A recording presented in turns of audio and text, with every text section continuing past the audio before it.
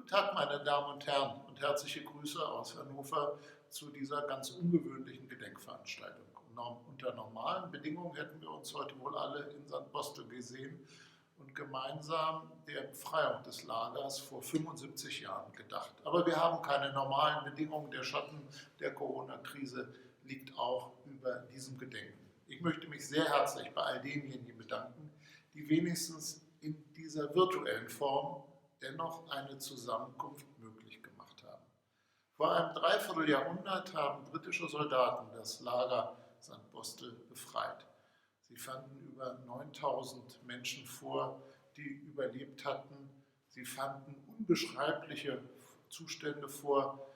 Das kleine Belsen nannten die Befreier das Lager.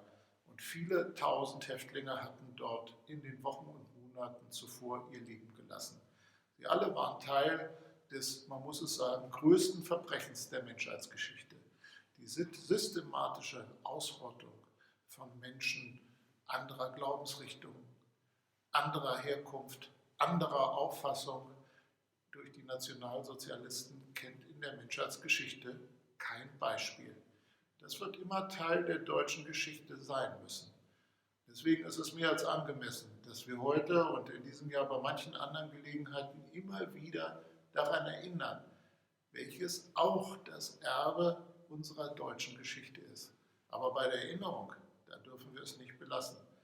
Auch wenn gerade im Moment es schon wieder fast weit weg zu sein scheint. Auch in Deutschland erleben wir ein Wiedererstarken des Antisemitismus, ein Erstarken des Rechtsextremismus, eine Bedrohung durch Rechtsterrorismus.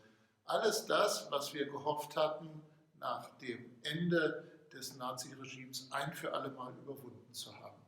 Nein, das wird eine dauernde Aufgabe bleiben. Und Gedenkveranstaltungen wie diese dienen auch dazu, uns immer wieder in Erinnerung zu rufen, warum heute und auch in der Zukunft ein Engagement gegen Antisemitismus, gegen Diktatur, gegen Unterdrückung immer wieder notwendig ist, weil wir immer wieder Freiheit und Leben von anderen Menschen verteidigen müssen.